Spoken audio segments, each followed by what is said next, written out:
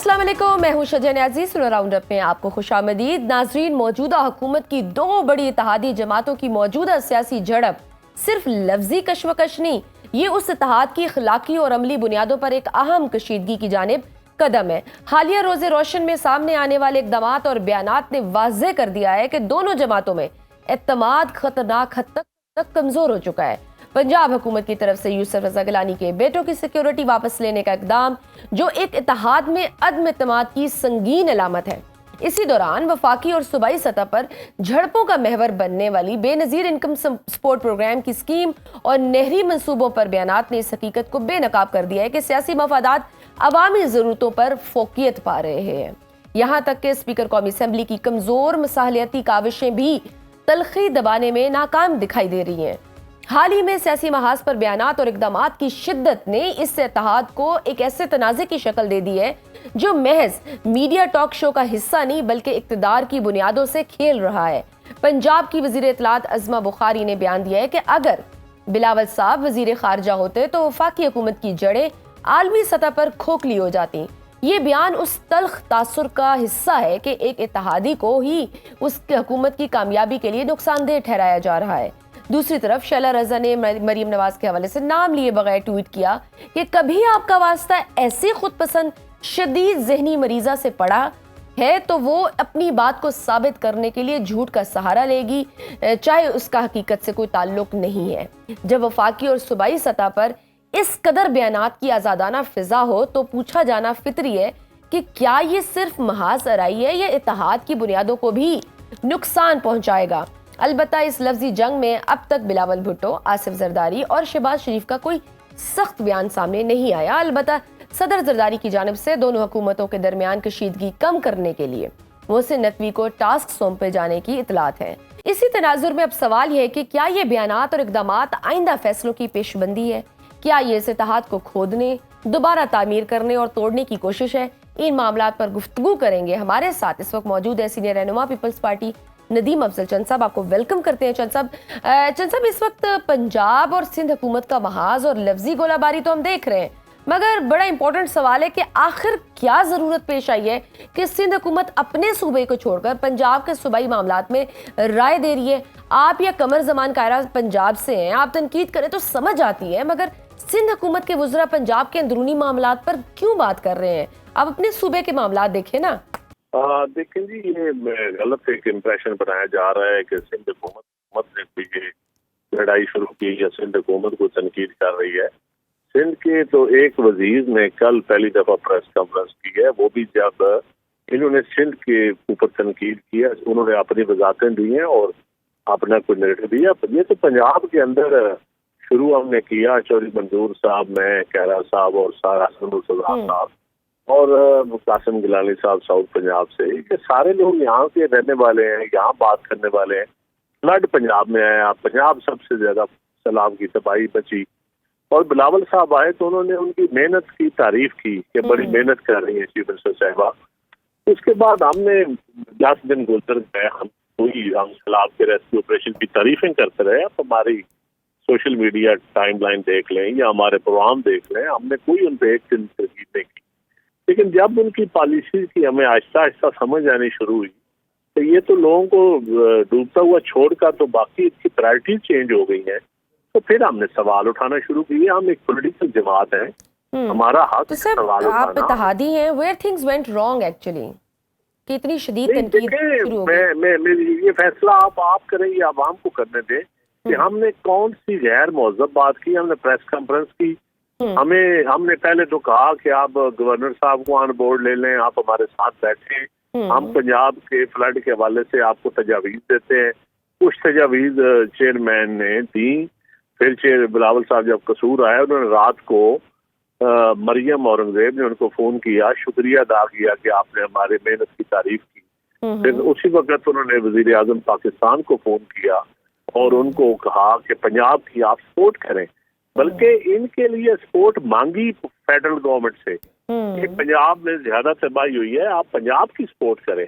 हुकूमत तो इनकी थी, अवाम पंजाब के, अवाम किसी एक पार्टी के नहीं होते, अवाम होते हैं और पीपल पार्टी का एक अवाम से रिश्ता है। पीपल पार्टी अवाम की जमात है, आम आदमी की जमात है। सर जिस तरह से इसमें ना कोई- ये नून लीग कह रही है कि हमें कहा जा रहा है बेनजीर इनकम सपोर्ट टैक्स का वो करें, यूज करें, देखिए, तो कहते हैं आप हम नहीं फैसला करना आप चाहते। है ना, जी मेरी बात सुनिए। एक चेयरमैन साहब ने तजवीज दी कि फौरन कैश ट्रांसफर करें, जिस तरह पीडीएम की हुकूमत के दौरान आपने किए थे। तो एक तजवीज उन्होंने दी, उसके ऊपर इन्होंने प्रेस कॉन्फ्रेंस शुरू कर दी कि हम नहीं देते बेनिफिट सपोर्ट प्रोग्राम में, हम ये नहीं करते। फिर चेयरमैन ने कहा कि आप एग्रीकल्चर इमरजेंसी नाफिज करें। जब एग्रीकल्चर इमरजेंसी का कहा गया तो वो भी इनकी सपोर्ट ही थी ना, इनसे तनकीद तो नहीं थी। कि जी आलमी सतह से हम अपील क्यों करें, वो मरियम साहबा कहती है मैं क्यों करूं अच्छा, आलमी सतह। आलमी सतह पे आईएमएफ आलमी सतह का इदारा है या रायबंड का इदारा है? आईएमएफ को प्राइम मिनिस्टर अपील कर रहा है ना सलाब के हवाले से, जी तो उनकी पार्टी का सरबराह अपील कर रहा है। वो कहती है वो किस ये अवाम को क्यों बेवकूफ बना रहे हैं? आईएमएफ से इमदाद भी ले रहे हैं, आईएमएफ को अपील भी कर रहे हैं। यही चेयरमैन ने कहा कि आप यूनाइटेड नेशन को करें, आप क्लाइमेट के जो हम हिट हो रहा है उस पर आप एक नैरेटिव बनाएं, हम आपके साथ हैं। एक तजवीज दी, तजवीज आप माने या ना माने, आप मुझे एक तजवीज देती है तो मैं आपकी तजवीज मानूं ना मानूं ये मेरा राइट है। लेकिन मैं आपको गालियां शुरू कर दूं, आप पे तनकीद शुरू कर दूं कि आपका घर ये है, आपका दरवाजा ऐसा है, आपका वॉशरूम ऐसा है, आपका किचन ऐसा है, तो ये तो मुझे कोई राइट नहीं पहुंचता ना। बिल्कुल। तो आप और इसमें देखें, फिर हमने कहा कि काश्तकार को आपने फिर एक फौरन उन्होंने फैसला किया कि सैलाब में आधी गंदम बह गई, फिर उन्होंने KPK में पाबंदी लगा दी, कश्मीर में पाबंदी लगा दी, पंजाब की गंदम नहीं जा सकती। अब आगे गंदम काश करने का मौसम है, हमने कहा किसान की गंदम आप जाने दें, मार्केट उठ जाएगी, लोग गंदम काश करेंगे। इसी बहाने के थोड़ा सा गंदम में जान पड़ गई है। फिर क्रशिंग सीजन करने का शुरू हुआ तो आपने चीनी इंपोर्ट करने की बात में शुरू कर दी, ऑर्डर दे दिया। तो आपने फेडरल गवर्नमेंट से भी कहा कि चीनी इंपोर्ट करें। ये फिर बल्दियाती इलेक्शन देखिए, आप पूरे पंजाब में फिरे, आप लाहौर में, आप ये बाबुओं के बस का काम नहीं है कि अवाम की जबल पर हाथ रखें। सर ये तो होते हैं। हाँ सर ये तो इशू अच्छी बात है सर, ये इशू बेस्ड तनकीद हो रही थी कि ऑब्वियसली उनकी परफॉर्मेंस पे कि ऐसे नहीं करें, ऑब्वियसली आप अवाम की आवाज बन रहे थे, डोंट यू थिंक? लेकिन ये मामला अब टेक्निकल से निकल के अब थोड़ा सियासी होगी, एक सियासी बहस शुरू हो गई हुई है, सिंध पंजाब की बातें शुरू हो गई हुई है। अगर आप देखिए वो लड़ाई, हम अभी भी, आप मेरे एक लफ्ज पे एतराज करें मैं वापस ले लूंगा। मैं लाइव आपके प्रोग्राम में हूँ, मैं लफ्ज वो आप ये कहें कि ये आप गलत बात कर रहे हैं तो मैं फौरन उस पर माजरत भी करूंगा, मैं वापस भी ले लूंगा। फिर उन्होंने जलसे शुरू कर दिए, मैं उंगली तोड़ दूंगी, मैं यूं कर दूंगी, मैं यूं कर दूंगी, मेरा सूबा मेरा पानी मेरी मर्जी, वो मेरा सूबा मेरा पानी, तर्जमान माफी मांगे।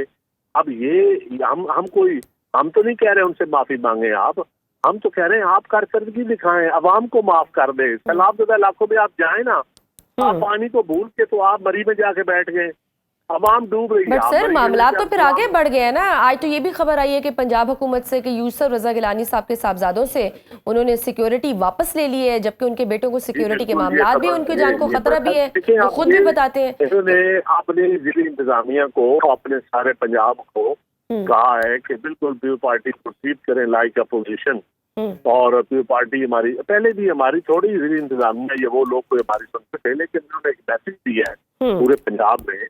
और सरगोदा में स्पेशली, मैं क्योंकि सरगोदा से इलेक्शन लड़ता हूँ, तो सरगोदा में विक्टिमाइजेशन शुरू हो गई, हमारे कारकुनों पर 2-3 जगह पे रेड भी हुआ है। अच्छा। और इस तरह शुरू हो गए हैं। अब ये कि आप मतलब इस तरह मैं समझता हूँ कि हम इश्यूज की बात कर रहे हैं, हमारे इश्यूज पे आप अभी भी जवाब दें।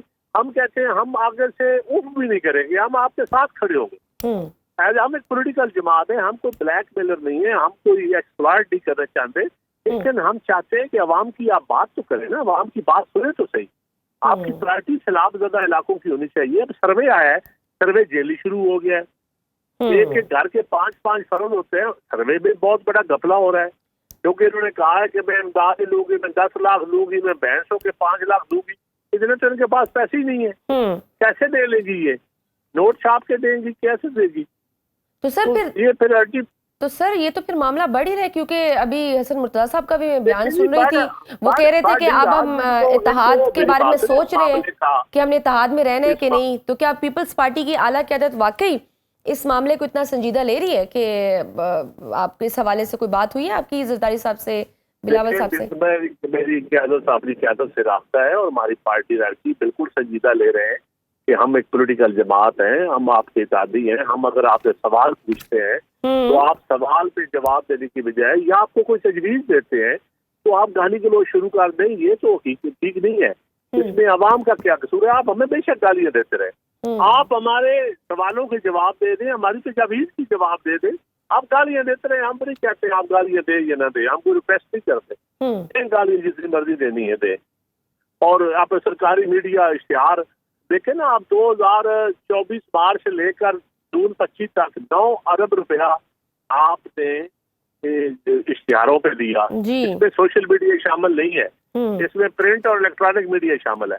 9 अरब रुपया आपने एक रावल डैम रेस्ट हाउस में पिछले साल 1 अरब रुपया लगाया उसको बनाने के लिए, जिसकी खिड़की पानी के अंदर खुलती है बस। तो 1 अरब आप इस तरह पंजाब हाउस बरी के ऊपर आप अरबों रुपया लगाने जा रहे हैं। लाहौर के साथ आप हाउसिंग सोसाइटी को बचाने के लिए आप अरबों रुपया 200 अरब से ज्यादा फंड बनाने के लिए लगा रहे हैं। तो ये अवाम के साथ तो ज्यादती है, इस सूबे के साथ ज्यादती है, पंजाब की अवाम के साथ ज्यादती है। हमारी यही रिक्वेस्ट है कि आप पंजाब की अवाम के दुखों का मदावा करें। ये सिर्फ तख्त लाहौर के गुलाम अवाम नहीं है, अलीपुर, जलालपुर, चिन्योट, मंडी बाउद्दीन, कसूर, ये डूबी हुई अवाम है। तो सर ये इशू बेस्ड सियासत जो कि होनी चाहिए बहुत अच्छी है, ये क्या सूबे की हद तक रहेगी या हम वफाक में भी देखेंगे किस तरह से? देखिए पहले इस वक्त सबसे ज्यादा क्राइसिस में सूबा पंजाब है, और यहाँ देखिए अगर आपने आटा बंद किया है तो केपीके का बंद किया, केपीके में तो पीटीआई की गवर्नमेंट है। हम कहते हैं वो भी आप गलत कर रहे हैं। अब अवाम, पश्तून अवाम का क्या कसूर है कि आप उनकी गंदम बंद कर दें? भाई आपको राइट ही नहीं पहुंचता गंदम बंद करने का। आपने IMF का नाम लिया कीमतें, आपको वजीर खजाना की तकरीर याद होगी फेडरल मिनिस्टर की कि हम डीरेगुलेट करेंगे कीमतें, सरकार का कोई कंट्रोल नहीं होगा। जब किसान, हम ये कहते हैं कि जब आपने सरकारी कीमत नहीं दी किसान को तो जी ये हमारा काम नहीं है, और किसान ने अपनी गंदम 2000 में बेची जो उसको नुकसान हुआ, अब आप आटे पे पाबंदी लगा रहे हैं। अब आप केपीके को, तो केपीके वाले भी तो रौला डाल रहे हैं ना, वहाँ पे पता करें ना केपीके में वहाँ क्या सूरत हाल है। तो यही हमारे इशूज है और तो कोई बात नहीं। सर सदर जरदारी के हवाले से भी आई है कि उन्होंने पंजाब और सिंध हुकूमत के दरमियान कशीदगी कम करने के लिए मोहसिन नकवी साहब को ये टास्क दे दिया है। आखिर इस बार आपके क्या मुतालबात होंगे, क्योंकि अब तक तो मरियम नवाज से माफी का मुतालबा सामने आता है। आपको बता दिए यही मुतालबात हैं जो पंजाब की अवाम के मुतालबात हैं, जो पंजाब के अवाम के इशूज हैं। इसके अलावा कोई हमने पटवारी नहीं लगवाना, अपनी मर्जी का कोई ब्यूरोक्रेट नहीं लगवाना, कोई नहीं लगवाना, बिल्कुल हमारा कोई मुतालबा नहीं है। बेशक ये हमारा एक सिपाही, एक पटवारी की भी मुदाखलत बर्दाश्त ना करे, हम इजाजत है उनको, लेकिन अच्छी गवर्नेंस तो दे देना लोगों को। तो सर अगर इत्तेहाद खत्म होता है तो ये तो सिर्फ नून लीग की हुकूमत नहीं जाएगी, बल्कि पीपल्स पार्टी के अपने भी आईनी ओहदे लिए हुए हैं, जिनमें सदर पाकिस्तान। मैं कहता हूँ अगर मैं इत्तेहाद खत्म करने की बात नहीं कर रहा, अगर खुदा न खास्ता मुल्क डूबा रहे, पंजाब डूबा रहे, तो हुकूमतें क्या करनी है हमने? ठीक, तो सर अगर पंजाब की अवाम डूबी रहे, पंजाब में क्राइसिस आए, पंजाब में आप करप्शन अरूज पे चली जाए, पंजाब के प्रोजेक्ट की वजह से पंजाब बैंकरप्ट हो जाए, दिवालिया हो जाए, तो आपने क्या, हमने हुकूमतें क्या करनी है? पंजाब को हम सर हम तो सर बिल्कुल अच्छी सर हम तो चाहते हैं आवाम की आवाज बने, मतलब कोई तो आवाम की सुनवाई करे, आवाज लेकर उन इश्यूज पे। मेरी बात सुने जी, मेरा पंजाब इसलिए बना है कि हुक्मरान खानदान के under training UT chief minister आप लगा दें कि उनको हम सुनते रहे चुप करके, इस तरह तो नहीं होता ना। बिल्कुल, तो सर हम तो ये चाहते हैं कि ये इस तरह का हो, मगर हर बार पता है क्या होता है सर, एतराज तो हो जाता है, उसकी फिजा बनाकर फिर आप लोग फिर से साथ चले लग जाते हैं, फिर इत्तेफाक हो जाते हैं। प्रॉब्लम ये है हम अपने जो पंजाब के मुतालबात हैं, हम जो पंजाब की लोगों की महरूमी है उस पर बात करते रहेंगे। पंजाब के लोगों, पीपल पार्टी पंजाब से बनी थी, पीपल पार्टी पंजाब की सबसे बड़ी जमात थी, बाई डिजाइन पीपल पार्टी को दीवार के साथ लगाया गया, और इस्लामी जमहूरी इत्तेहाद से लेके अमीर गुल, साकम निसार, इफ्तिखार चौधरी, और आज तक का सफर जो है हम बिल्कुल इस पे कॉम्प्रोमाइज नहीं करेंगे। हम अपने, लेकिन सर मसला ये है ना कि पंजाब हुकूमत भी सुनने को तैयार नहीं है, उनका कोई मूड नहीं है, वो इसको ज़ाती हमला समझ रहे हैं।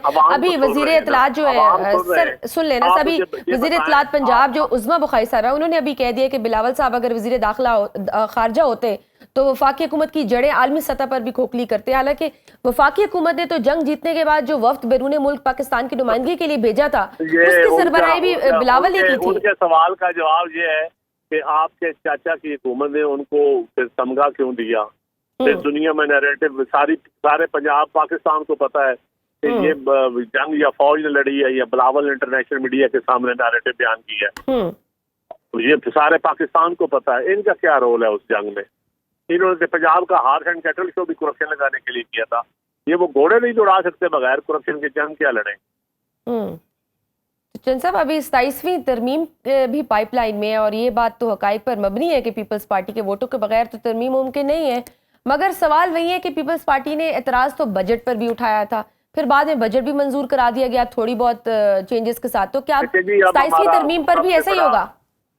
सबसे बड़ा इतराज जो है ना इस वक्त हमारा सैलाबज़दा इलाकों की नाकस हिकमत अमली पे है। और ये इतराज दूर हुए बगैर हम उन इलाकों में देखें, हम उन इलाकों में हुकूमत सबूत दिखाने के काबिल नहीं रही। अगर हम उनकी आवाज बुलंद ना करें तो हम कहाँ खड़े होंगे। नहीं सर, अगर नहीं मानते तो फिर क्या करेंगे? क्या पीटीआई ने तो ऑफर कर दी है सर आपको कि आ जाए अपोजिशन के बेंचेस में हमारे साथ बैठ जाएं, क्या चांसेस है? अभी हम पॉलिटिकल डायलॉग के कायल हैं। हम तमाम पॉलिटिकल जमातों को ऑन बोर्ड लेंगे पंजाब के क्राइसिस के ऊपर। ठीक, बिल्कुल सही। बहुत शुक्रिया नदीम अफजल चंद हमारे साथ मौजूद, पीपल्स पार्टी के सीनियर रहनुमा। गुफ्तगू आपने सुनी।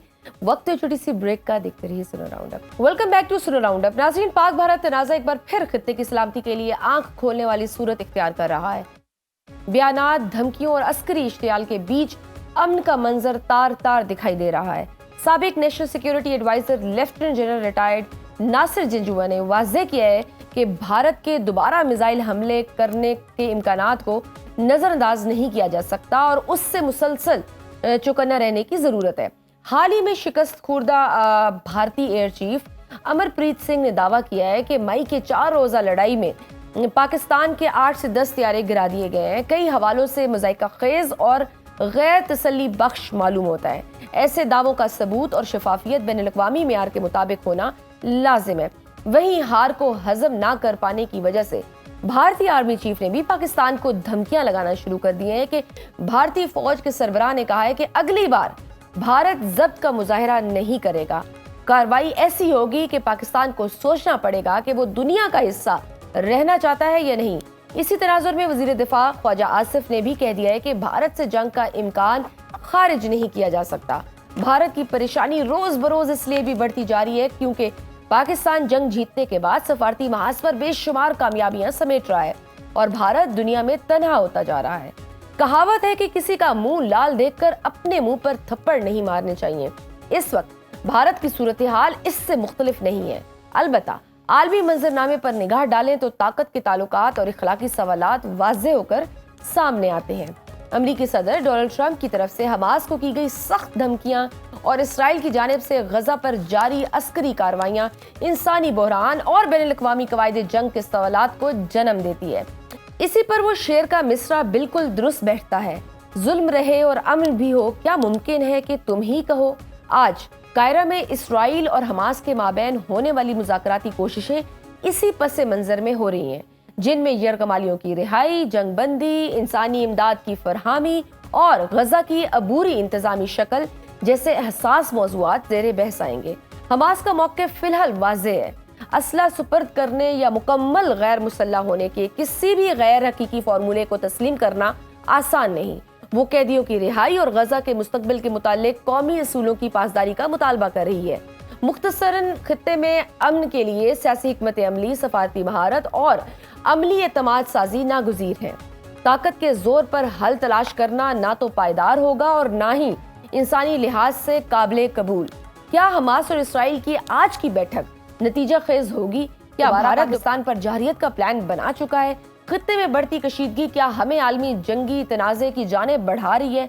इस सब पर बात करने के लिए प्रोग्राम के इस हिस्से में हमारे साथ मौजूद है air vice marshal retired Sajid Habib साहब। आपको वेलकम करते हैं सुनो राउंड अप में।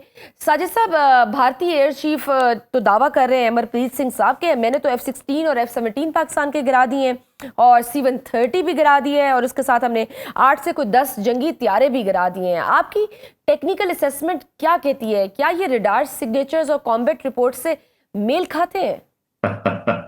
आजकल तो कोई परिंदा भी आसमान से गिरता है तो कोई 50,000 लोग उसकी ना वीडियो खड़े खड़े बना लेते हैं और नजर आ जाता है। तो जो हमने गिराए वो तो हमने बताना तो क्या था, हमने तो उसी वक्त उसी रात को ही बता दिया। फिर इन्हीं के लोगों ने उनकी वीडियोस भी दिखा दी इन्हीं के सोशल मीडिया के ऊपर। और जहां तक इनके एयर चीफ का क्लेम है, तो मैं इनकी एक ये वीडियो देख रहा था जिसमें वो कोई क्लब उनका इवेंट है, उसमें डांस वांस करके उनके पाँव ही नहीं थे। भाई झूठ के पाँव कहाँ होते हैं? भाई 5 महीने के बाद आपको याद आया है कि आपने हमारे एग्जैक्टली, पे दैट्स अ C-130 पॉइंट कि गिराया 5 महीने है। बाद याद आया। 5 महीने के बाद याद आया है। और अमरप्रीत सिंह जी, मैं कहूंगा देखो चलिए, वॉर में क्या वो कहते हैं कि गिरते हैं शहसवारी मैदान जंग में, और लॉसेस होते हैं। हम्म। किसी भी जंग में इधर के भी होंगे इधर के भी होंगे। अल्लाह का शुक्र है कि हमारा कोई नहीं हुआ अल्हम्दुलिल्लाह, क्योंकि बड़ी शॉर्ट और मुख्तसर वॉर थी। लेकिन अमरप्रीत सिंह जी तो ये कह के आप देखेंगे ये तारीख में अमर हो गए झूठ बोलने के भी इतने लेवल के ऊपर बैठ के, जब सारी दुनिया देख सकती है, सैटेलाइट्स मॉनिटर कर रहे हैं कि कितने हवा में थे, कितने गिरे हैं, कितने के डेबरीज है, और ये 5 महीने के बाद झूठ बोलने आ गए। इन्होंने 15 का कहा, वो GD बख्शी जो है वो एक और क्रैकपॉट, वो जो है वो 17 की फिगर दे रहा है, कुछ और दे रहा है। और अपना देखिए अमरप्रीत एक भी नहीं मान रहा, हम्म। जबकि उनके CDS ने और फिर सिंगापुर में जो उनके अटैची है, नेवल अटैची कैप्टन, उन्होंने गालिबन चौथे पांचवें दिन ही मान लिया था कि हमारे नुकसानात हुए।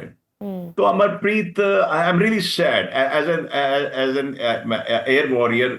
मुझे अफसोस है कि एक इतने सीनियर रैंक के ऊपर बैठ के एक आदमी को झूठ बोलना पड़ रहा है। बिल्कुल। और मैं जाती तौर पे अपने जो हमारे, जिसको हम कहते हैं चढ़दा पंजाब, वहां के रहने वाले सिख भाइयों की बड़ी इज्जत करता हूं। सारे सरदार बड़े अच्छे होते हैं, लेकिन ये सरदार मॉडिफाई नहीं, ये मूडीफाई हो चुका है, इसलिए बेचारे को झूठ बोलना पड़ रहा है। सर वो ऑपरेशन सिंदूर पे एक सुने ना, एक मूवी बना रहे हैं, अक्षय कुमार उसके हीरो होंगे, मे बी ये उस मूवी का कुछ सीन बता रहे हो, तो अगर वो सीन हुआ तो फिर हमें कोई एतराज नहीं है।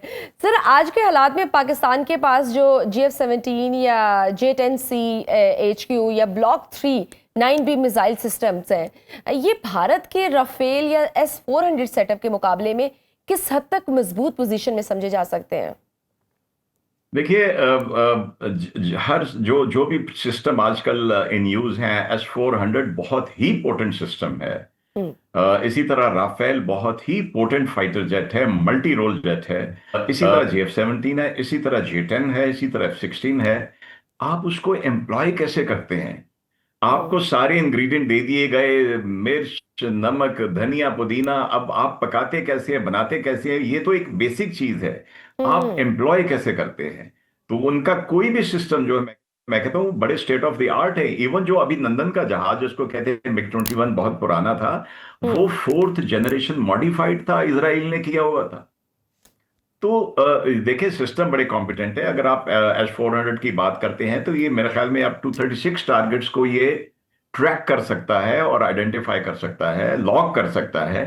लेकिन क्या वो कंफर्म कर सकता है कि गिरे हैं या नहीं? तो जहां तक हमारी बात है, हमने तो 4 राफेल जो है उनके टेल नंबर भी बता दिए, जो किदवाई ने उनके टेल नंबर बता दिए। बिल्कुल। फिर एक और बात सामने आती है कि अमेरिकन हो गए, रशियन हो गए, चाइनीज हो गए, टर्क हो गए, क्या इनको समझ नहीं है, इनके सैटेलाइट नहीं है, इनको नजर नहीं आ रहा क्या हुआ है? तो क्या air chief martial Amarpreet Singh को ट्रंप साहब बुला रहे हैं, या उनको उनकी जो स्ट्रैटेजी है उसको डिफरेंट कंट्रीज की एयर फोर्सेस स्टडी कर रही हैं, या air chief marshal Zaheer Babar Sidhu को चाइनीज जो है एयर चीफ मिलने के लिए आते हैं कि आपने किया कैसे ये? बिल्कुल। और सर अगर ऐसा हुआ तो आपकी राफेल की फिर मार्केट क्यों गिरी? अगर तो इतना कामयाब आप रहे, दैट्स आल्सो क्वेश्चन, कि फिर आपकी उनकी शेयर्स की मार्केट क्यों गिर गई? इसलिए गिरी कि पहली ही जंग हुई जिसमें सामने किसी से टाकरा हुआ तो वो गिर गए। बिल्कुल। तो उसकी राफेल आपने बिल्कुल इसका उसकी, और दूसरी तरफ चाइना की जो उनके चंदू की जो उनकी फैक्ट्री है, उसकी प्राइसेस और स्टॉक मार्केट कहाँ ऊपर चली गई। तो मुझे ऑनेस्टली एज अ सोल्जर मुझे अफसोस होता है कि आपको इतना झूठ नहीं बोलना चाहिए। और मैं थोड़ा सा फिर बताऊंगा, अभिनंदन वाली बात करूंगा। अभिनंदन वाला फॉलन सोल्जर हो गया, आपने झूठ बोल के उसको एक F-16 का क्लेम दे के, उसको को वीर चक्र दे के उस बेचारे को ग्रुप बांध के रिटायर कर दिया। वो जिंदगी भर शर्मिंदा रहेगा अपने आप में। आप उसको एज ए हीरो भी कर सकते थे, फॉलन हीरो के तौर पे भी उसको रिस्पेक्ट दे सकते थे, सोल्जर है। तो लेकिन सैडली अभी इतने लेवल के ऊपर एक 4 स्टार है मार्शल, जिसकी 35-37 बरस सर्विस है, वो दुनिया के सामने 5 महीने के बाद आके झूठ बोल रहा है। और या तो होना कि कहता कि हमारे भी कुछ गिरे हैं, लेकिन उनके 15 गिराए ना, अपनों की जिक्र नहीं करता। क्या कहता है? I will let them keep गेसिंग। Yeah. और अगर आप देखें इनके देखें अच्छे जर्नलिस्ट हर तरफ मौजूद हैं। हमारे मीडिया, सोशल मीडिया ने तो एक्सीलेंट बिहेव किया पूरे इस एपिसोड में, और उसके बाद भी कर रहे हैं। अभी मैं उनका देख रहा था, Karan Thapar is a very but sir respected journalist exactly, उनका। लेकिन और जो सर आप प्रवीण इंटरनेशनल जर्नलिस्ट की सोहनी बात है, करें जो गैर जानिबदार थे, चले हम तो थोड़े बायस्ड हो जाएंगे अपने मुल्क को लेकर, जी लेकिन जो गैर जी जानिबदार थे, ऐसे अखबार रसां या वो ऐसे तज्जियाकार जो गैर जानिबदार थे, आप उनके देख लें, उन्होंने तो बाकायदा सबूतों के साथ बात कर ली हुई है ना। खैर सर, ट्रम्प साहब भी, बल्कि ट्रम्प साहब तो 42 टाइम्स कह चुके हैं, क्लेम कर चुके हैं, ये इसको ऑन ना करे तो दैट्स अनदर स्टोरी। सर आप समझते हैं, आप हमारा लेवल देखें कि हमने एक दुनिया के सबसे बड़ी पावर के प्रेसिडेंट को रखा हुआ है, बार बार इनको याद दिलाने के लिए हमें करने का कहा, बिल्कुल हमें करें। खुद ये करने की जरूरत नहीं है। सर आप समझते हैं कि भारत की जो जारहाना अप्रोच है, ये सिर्फ एक आप कह लें साइकोलॉजिकल वॉरफेयर है, या वाकई एयर स्ट्राइक कैपेबिलिटी के हवाले से कोई प्रिएम्प्टिव प्लानिंग जारी है आपके ख्याल में? प्लानिंग तो इनकी तो टू बी वेरी ऑनेस्ट 2019 के बाद मैं तो सोच रहा था कि इनको 6 साल क्यों लगे कि अब उस हजीमत का, उस एम्बैरेसमेंट का बदला देने के लिए। और अभी भी on a very serious note, हमें बिल्कुल तैयार रहना चाहिए। ये किसी भी किस्म की हिमाकत जो है वो मोदी के प्रेशर में आके, और इतना चूंकि झूठ बोला है उसकी खिफ़्फ़त को छुपाने के लिए ये कुछ भी कर सकते हैं। आप देखिए कि हमारे कुछ एरियाज में जहां पे ट्रबल हुई है, फिर जो अफगानिस्तान साइड से, बलूचिस्तान में उस तरफ से कर रहे हैं, लेकिन असल लुब्बे लबाब या जो इनका मकसद होगा अगेन टू डू समथिंग कि ये डायरेक्टली पाकिस्तान को हर्ट करें। लेकिन मैं उनको अल्हम्दुलिल्लाह बड़े एतमाद से अपनी पाक फिजाइया की तरफ से और फोर्सेस की तरफ से बता सकता हूं कि स्कोर इस दफा बहुत ज्यादा होगा। सर चीन के साथ हालिया दिफाई डील जो हुई है, जिसमें एरोस्पेस टेक्नोलॉजी शेयरिंग की बात हुई है, अगर खुदा न खास्ता इस बार भारत कोई जाहिरियत करता है, तो इस टेक्नोलॉजी से हमारी एयरफोर्स को क्या एज मिलेगा? देखिए, हमने जो कुछ इस वॉर के बाद हमने ब्रीफिंग दी, मार्शल औरंगजेब ने आके ब्रीफिंग दी, जो कुछ बताया, ये एक सरसरी सी एक थी कि हमने क्या किया। बाकी लोगों की स्पेकुलेशंस हैं कि इनके पास सैटेलाइट कनेक्शन है, आपने ईसीएम किया, एवेक्स किए, इसने इसको लॉक किया, उसने उसके लिए विंडो क्रिएट की, उसने ट्रिगर प्रेस किया, उसके बाद मिसाइल को वो लेके गया। ये सारी चीजें अपनी जगह ठीक है, लेकिन क्या हमारे पास सिर्फ यही कुछ है? क्या हमने सारा कुछ अपना जो है चंद घंटे की बैटल में दिखा दिया? ऐसी कोई बात नहीं। मैं without going into details and technicalities I can assure you कि हम अब जो आपने भी बात की है, जो फील्ड मार्शल ने भी एक रॉकेट फोर्स बनाने का किया है, we have no shortage of appropriate response अगर वो इसकी जो ड्रोन्स की वॉर की तरफ आते हैं, क्योंकि उन्होंने एक एक्सरसाइज शुरू की है, बहुत बड़ी ड्रोन एक्सरसाइज उन्होंने अपने एरिया में शुरू की है, और उसको कोल्ड स्टार्ट एक्सरसाइज वो कहते हैं। और कोल्ड स्टार्ट जो इनकी जो टर्मिनोलॉजी है, जो इनका कॉन्सेप्ट है, वो उसकी बुनियाद ही ये है कि ये कोई ना कोई ड्रामा करके, जिस तरह का पहलगाम में इन्होंने किया, उसका इल्जाम लगा के ये बड़े रैपिडली एकदम हमारे ऊपर करेंगे, और उसके बाद बाय द टाइम हम रिस्पॉन्स करने में आएंगे वो अपना ऑब्जेक्टिव अचीव कर चुके होंगे और दुनिया छुड़वाने के लिए आ जाएगी। लेकिन ऐसी कोई बात नहीं है। हम वो भीड़ हैं जो अगर पड़ गए तो उसी वक्त छोड़ेंगे जब हम अपना इंतकाम ले लेंगे इनसे, इंशाअल्लाह ताला। बिल्कुल सही। सर हाल ही में पाकिस्तान ने फतह 4 का भी बड़ा कामयाब एक तजर्बा किया है, अगर इसका इस्तेमाल किया जाए तो इसकी रेंज भारत में कहां तक जा सकती है? 750 किलोमीटर, 750 किलोमीटर। और देखें, जब ये तो सरफेस टू सरफेस होती है, फिर इनके वर्जन होते हैं जो आप एयर से भी लॉन्च कर सकते हैं। जब आप एयर से लॉन्च करते हैं तो उसकी रेंज बढ़ जाती है।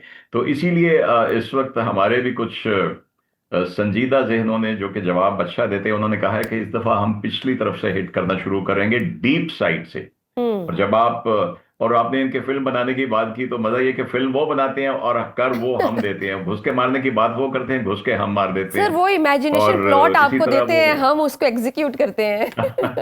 तो लेट्स सी कि इनकी नई फिल्म से हमें क्या जो है टिप मिलती है, हम अकॉर्डिंगली इनको ट्रीट करेंगे इंशाअल्लाह ताला।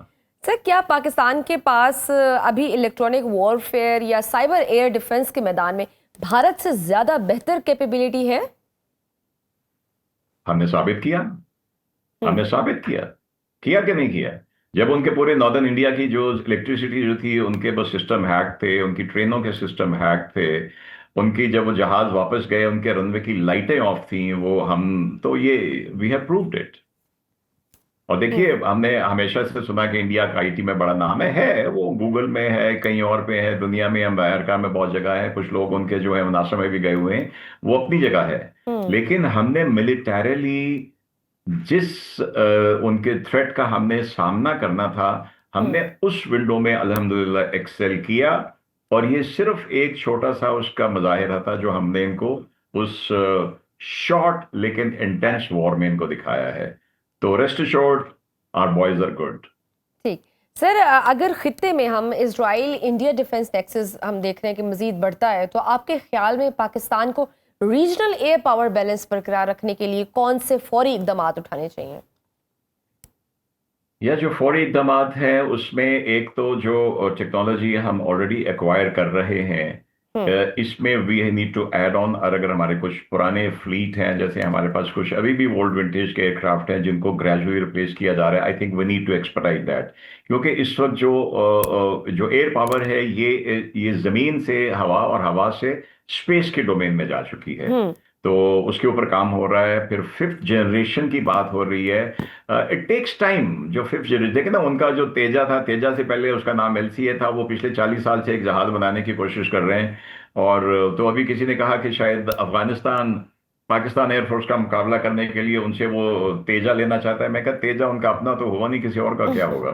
तो इंशाल्लाह ये जो getting back to 5th generation है, इसमें टर्की के साथ हमारी कोलैबोरेशन जो है, already air chief marshal Zaheer Ahmed Babar Sidhu जो है वो अपने पिछले विजिट में टर्की से होके आए हैं, इंटरेस्ट शो किया है। क्योंकि दो चीज़ों में टर्की ने भी बहुत इंप्रूवमेंट की है। एक तो चाइना ने तो की है, अमेजिंग उनकी जो टेक्नोलॉजी है, और जो उनके 5th जनरेशन है उसके लिए भी हम उनसे हमारे सिलसिले चल रहे हैं। तो अगर हम टर्की के साथ एक कंसोर्शियम के तौर पे ज्वाइन कर लेते हैं, तो इंशाल्लाह हमारी जो एयरफोर्स है, in all domains it will become very potent, and we are working in that direction. ठीक सर, अगर भारत लिमिटेड वॉर या सर्जिकल स्ट्राइक 2 की कोशिश करता है, तो हमारी इंस्टेंट रिटेलिएशन डॉक्ट्राइन क्या होगी? इंस्टेंट रिटेलिएशन डॉक्ट्राइन हमारा वही होगा जो आप देखिए। मैं एक बुनियादी चीज बताऊं, मैं पहले भी कह चुका हूं कि वॉर में, स्पेशली एयर में, जो पहल करता है 80% 70% विक्ट्री उसके हाथ में होती है, सरप्राइज करना। लेकिन आपने देखा कि 2019 था या अभी था, सरप्राइज उन्होंने किया, यानी कि पहल उन्होंने की, और हमने रिस्पॉन्ड किया जब उनको पता था कि हम रिस्पॉन्ड करेंगे, हम रिएक्ट करेंगे। तो नतीजा आपने देख लिया 2019 में भी और अभी भी। तो जब कोई ऐसा इंसिडेंट होता है, वी नो के अभी भी इंडिया ने जब करना है, तो उसने कोई ड्रामा स्टेज करके उसका एलिगेशन लगा के और उसने क्विक रिस्पॉन्ड करना है। उनके डॉक्ट्रिन है, कोल्ड स्टार्ट डॉक्ट्रिन का बेसिक जो है कॉन्सेप्ट ही यही है कि एक स्टेज मैंने ड्रामा और कोई इंसिडेंट क्रिएट करना और उसके फौरन बाद एयरफोर्स से स्ट्राइक करना। अब एयरफोर्स में देखिए वो भी चीजें शामिल हो गई, ड्रोन शामिल हो गए, बिकॉज आप अपने इतने कीमती जहाजों को जाए करना जो है, या उसको कहते हैं पुटिंग इन हार्म्स वे, खतरे की राह में डालने से, अब उसमें ये चीजें भी शामिल हो गई है। सरफेस टू सरफेस मिसाइल हैं, एयर टू सरफेस मिसाइल हैं, ये सारी एयर वॉरफेयर ये शामिल हो गए हैं।